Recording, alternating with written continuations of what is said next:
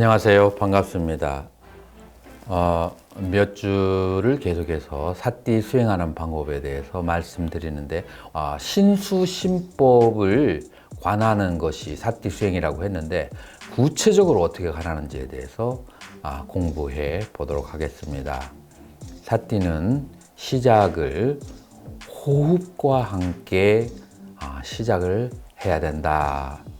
그렇게 말씀드릴 수가 있겠습니다. 그래서 우리는 아나, 빠나, 사띠라는 말을 하는데요.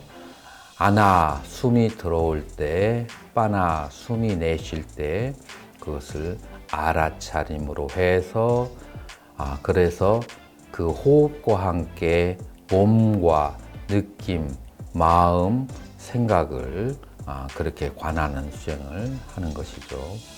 왜 호흡을 먼저 관해야 되는가?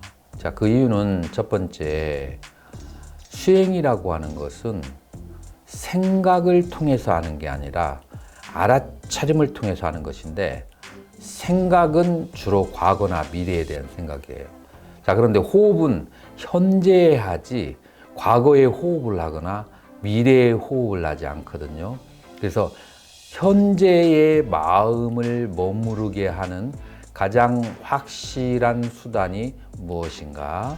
바로 호흡이라고 그렇게 말할 수 있습니다. 그래서 첫 번째, 우리가 호흡을 관하는 수행을 하는 이유가 마음을 현재에 머물게 하는 가장 확실한 수단이기 때문에, 우리가 그러면은 왜 과거나 미래를 관찰하는 것은 수행이라고 보아주지 않는가? 수해, 그래서 닦는 지혜라고 하지 않는가 하면은, 과거나 미래는 현재 실존하지 않는 개념을 통해서 바라본 virtual reality, 가상의 실제예요.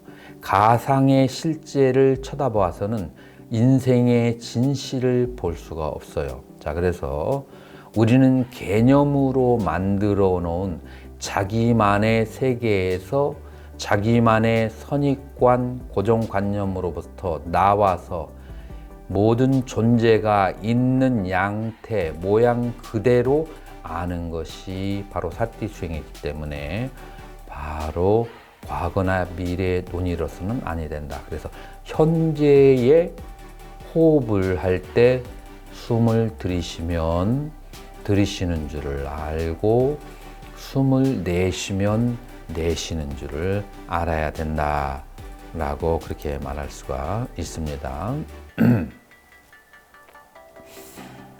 자, 또 다른 호흡을 해야만, 호흡을 통하여서 사띠를 할 수 있는 이유가 무엇인가 하면은, 모든 번뇌라고 하는 것이 우리 잠재의식에 있는 것들이, 번뇌들이 들어오는 통로가 어디에 있냐면 생각에 있어요. 그래서 생각이라는 통로를 타고 번뇌가 들어와요. 그래서 과거에 업을 얼마나 많이 지었던 간에 이 생각이라고 하는 통로를 잘 관리한다면 그 업에 의해서 영향을 받지 않을 수가 있는 거예요.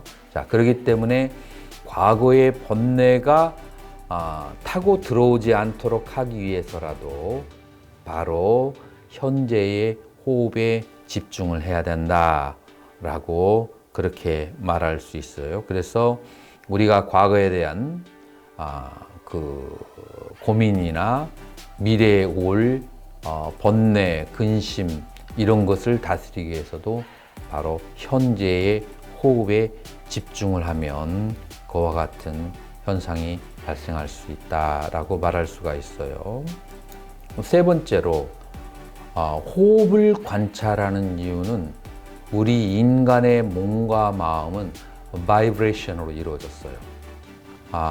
인간의 몸이 어떻게 바이브레이션으로 이루어졌는가? 그건 양자역학에서 아주 너무나 잘 밝혀놨기 때문에, 양자역학에서는 인간의 몸은 원소로, 원소 기호들은 원자로, 원자는 양자와 정자, 중성자가 어떻게 모여 있는가의 형태에 따라서 원소 기호가 각각 달라진다고 그렇게 얘기하죠. 기본 입자는 똑같은 거죠.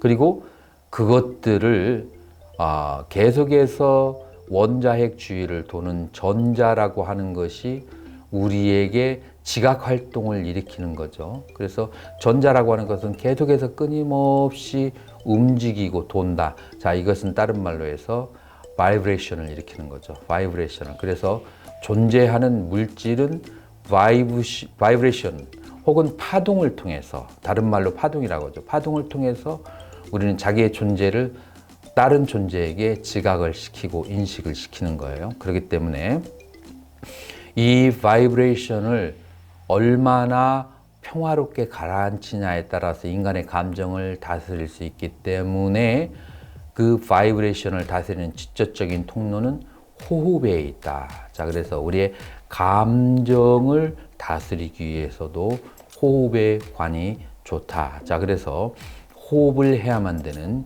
이유를 몇 가지 현재에 머물게 하기 때문에, 그리고 가상의 실제를 들어가지 않기 때문에, 세 번째, 이 탐심과 진심이라는 바이브레이션을 다스리기 때문에 호흡을 통해서 알아차림이 들어가는 것이 굉장히 유익하다라고 그렇게 할 수 있고, 그래서 부처님께서 라훌라라고 하는 9살 때 받아들이는 사미에게 제일 먼저 사르불존자를 시켜서 가르친 것이 무엇인가 하면 호흡을 관찰하는 수식관을 가르쳐라 라고 그렇게 말씀하신 거죠. 자, 이런 이제 이유가 있어서 우리는 호흡을 관하는 그런 이제 수행을 하게 되는 것입니다. 자, 그런데 호흡을 관할 때 호흡을 따라서 마음이 가라앉으면 우리의 마음은 무언가를 생각해야 되는 그런 특징이 있어요. 우리가 바쁘게 살면 5가지 감각기관과 함께 하기 때문에 과거의 기억들이 떠오르지 않는데, 우리가 5가지 감각기관을 멈추게 되면 마음은 어디로 향하는가? 마음은 과거로 향하거나 혹은 미래로 향하게 돼요. 그래서 마음은 현재, 과거, 미래 어디로 계속하게 따라가게 되는데, 호흡을 하면서 우리는 호흡을 하면서 그 호흡의 현재를 알아차리는 과정 속에서 과거의 것이 스물스물 지렁이가 기어 나오듯이 그렇게 기어 나올 수가 있어요. 자, 그 기어 나오는 것은 보통 억울하고 분하고 화나는 것들이 제일 먼저 기억이 나죠. 자, 그게 이제 오랫동안 좌선을 하고 있으면 이제 억울하고 분한 것이 어느 정도 다 그렇게 몇 번 재탕을 하고 나면 재미가 없어서 이제 안 떠올라요. 자, 그러면 이제 내가 좋아하는 욕망, 자칫 말해서 진심과 탐심이라고 하는 내 마음 깊은 속에 잠겨 있던 것들이 하나하나 떠오르기 시작하는데, 자, 여기에서 우리는 어디로 돌아가야 되느냐? 자, 그것을 떠오르면 있으면 있는 줄, 없으면 없는 줄, 없다가 생기면 일어남, 있다가 사라지면 사라짐이라고 4가지로 알아차림을 한다. 자, 그래서 나에게 억울한 마음이 있으면 억울한 마음, 억울한 마음이 없으면 억울한 마음이 없음, 억울한 마음이 일어나면 일어남, 억울한 마음이 사라지면 사라짐. 이와 같이로 우리는 마음속에 일어나는 것이 그것이 좋든지 나쁜지 간에 그것을 유, 무, 생, 멸, 있고 없고 일어남, 사라짐이라는 네 가지 상태로 알아차림을 한다라고 하는 것이 알아차림의 호흡을 하면서 알아차림의 첫 번째 단계다라고 할 수 있어요. 그래서 우리가 알아차림을 호흡에 대한 알아차림을 하면서 초보자가 처음 발생하는 것은 이와 같은 탐심과 진심이다라고 하고 요것을 우리는 무엇이라고 얘기하느냐면 5가지 장의 5장을 다스리는 것이다 라고 그렇게 얘기를 하는 것이죠. 자, 그러면 우리가 마음속에 있는 그런 억울함과 그 다음에 분노 그리고 여러 가지의 욕망들을 자, 이것들은 인간들이면 누구에게나 다 존재하는 것들이에요. 다 누구에게나 존재하는데 이것들을 어떻게 다스리는가 하면은 첫 번째, 있다고 없다고 알아차리는 그 공부를 하는 것이고, 그 다음에 이것을 바라보고 알아차리는 수행을 하는 데 있어서 테크닉이 있어요. 테크닉이 있는데 내가 기분도 안 좋고 그 다음에 내가 컨디션도 좋지 않은데 이렇게 안 좋은 생각들을 하게 되면, 그것을 알아차리게 되면 더 가슴이 답답하고 화가 막 붓도다 일어날 수가 있어요. 예를 들어서 이제 알아차림의 수행을 하다가 팔이 막 쑤셔요. 팔이 쑤셔서 팔이 쑤심하고 알아차리는데 갑자기 팔이 쑤신 이유가 내가 오늘 아침에 자전거를 타고 가다가 넘어져서 이게 팔이 아프다고 그렇게 생각이 날 수가 있어요. 자, 그런데 내가 자전거를 타고 가다가 넘어진 이유가 무엇이냐 하면 일방통행의 길에서 앞에 차가 이쪽으로 와서는 안 되는데 그것도 예절이씨 조심스럽게 오는 게 아니고 내가 있는 자전거를 타는 길을 확 쓸어가면서 왔기 때문에 내가 할 수 없이 피하느라고 시궁창에 빠져서 내가 오늘 아침에 팔꿈치를 다쳤다. 자, 그런데 내가 지금 몸이 쑤시고 기분도 안 좋은데 그것을 관찰하면 그럼 어떤 현상이 발생할까요? 화가 나서 그 사람을 잡아가지고 어떻게든 변상을 하고 그 다음에 나에게 그 잘못했다는 그 사과를 받아내고 싶은 그런 생각이 들 거예요. 자, 그래서 우리가 이런 진심, 억울한 생각이 났을 때는, 내 몸이 컨디션이 좋지 않을 때는 이런 생각을 찾아보는 것은 좋지 않아요. 그러면 어떻게 찾아봐야 되느냐? 첫 번째, 몸과 마음이 아주 쾌적하고 깊은 상태에서 쳐다봐야 돼요.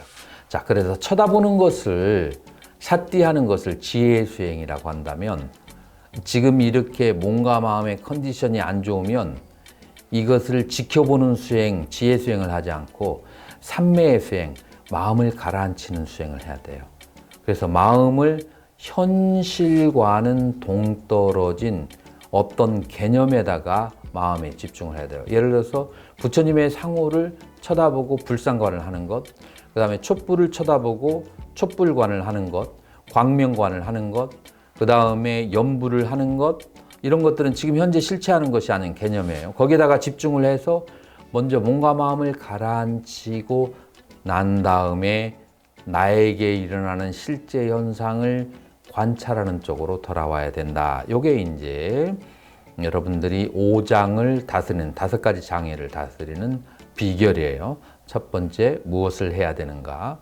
몸과 마음을 기쁜 상태로 이 삼매의 상태, 초선의 상태는 두어야만 된다. 자, 그리고 두 번째, 자타 상호 교환. 저 사람의 역지사지라고 하죠. 저 사람의 입장에 대해서 얼마나 급하고 바빴으면 저렇게 길이 아닌 곳을 저렇게 급하게, 얼마나 집안에 무슨 큰 사고가 났나 보다. 그러지 않으면 저렇게 길이 아닌 곳을 저렇게 쏜살같이 갈 리가 없지. 라고 하면서 상대방의 처지에서 이해해 주려고 하는 그런 마음을 그렇게 이제 발휘해야만 되고, 그래서 몸과 마음이 깊은 상태에서 상대방의 처지를 이해하게 되면 그런 그 분노하는 마음이 사라지게 되고, 그 다음에 마음이 깨끗이 정화된다. 이것을 정념정지라고 해요. 자, 그래서 여러분들이 제가에 살면서 혹은 사회생활을 하면서 여러분들은 이 분노와 화남, 그 다음에 억울함, 이런 것을 사회생활에는 꼭 이런 경험이 있기 마련이에요.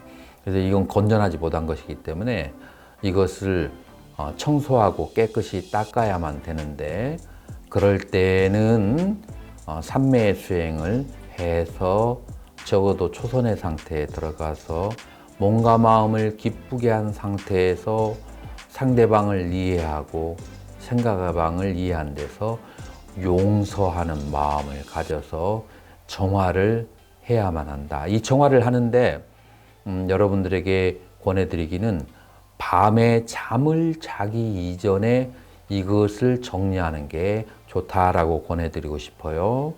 그러면은 이 삼매의 수행에 아주 쉽게 대표적인 것이 무엇이냐? 저는 두 가지로 꼽는데, 하나는 수식관. 수식관은 예를 들어서 숨을 들이쉬고 내쉬면서 하나,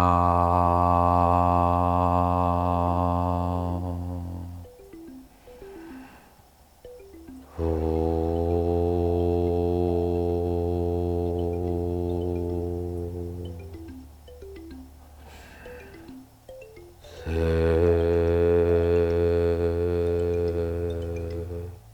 자, 하나, 둘, 셋은 지금 현재 일어나는 사건이 아니에요. 그래서 이걸 쳐다보는 것은 지혜라고 하잖아요. 그러나 이 개념에다 집중을 하면서 현실을 잠깐 잊어버리고 몸과 마음에 휴식을 줄 수가 있어요. 잠도 이제 일종의 그런 것이죠. 몸과 마음에 이런 휴식을 주어서, 그래서 몸과 마음이 편안해질 때까지만 삼매를 닦는 거예요, 원래. 그리고 난 다음에 몸과 마음이 편해지면 다시 지혜를 닦는, 우리 불교는 지혜의 종교라고 하죠. 지혜를 닦는 곳으로 돌아와야 돼요. 자, 그래서 이렇게 수식관을 하는 방법이 한 100 정도까지 세고, 이제 다시 1부터 100까지 세고, 이렇게 이제 하는 방법이 있고요. 그 다음에 두 번째 방법은 이제 대승불교에 많이 알려진 연불, 진언을 하는 방법이에요. 연불 혹은 진언을 하는 것은 그야말로 완벽한 삼매 수행이죠. 왜냐하면 진언은 현실이 아니에요. 현실에서 멀어지게 하는 거죠. 그거는 어떤 개념으로 이루어진. 그런데 진언에는 또 다른 힘이 있어요. 거기에는 범호로 이루어졌기 때문에 바이브레이션이 굉장히 강해요. 이 진심, 이 분노, 억울함, 나쁜 바이브레이션을 그 밝은 바이브레이션으로 그것을 쳐내는 것이죠. 자, 그래서 기도를 하는 방법 하나, 수식관을 하는 방법 하나, 전부 다 바이브레이션으로 이 자기 마음속에 있는 가장 탁한 감정을 다스리는 방법이다. 자, 그 어느 중에 하나의 삼매 수행을 해서 여러분들은 이제 다시 돌아오는 거죠. 무엇으로? 나의 몸과 마음을 신수신법을 관찰을 하는 것으로 돌아오는데, 첫 번째 제일 먼저 생겨나는 것은 본내죠. 본내가 있으면 있다, 없으면 없다. 일어나면 일어남, 사라지면 살아남. 이 네 가지로 관찰하는 것이 사띠 수행의 그 실천의 첫 번째 단계다라고 그렇게 말씀드릴 수가 있습니다. 자, 그러면 다음 시간에 사띠 수행 실천의 두 번째를 공부하도록 하겠습니다. 성불하십시오.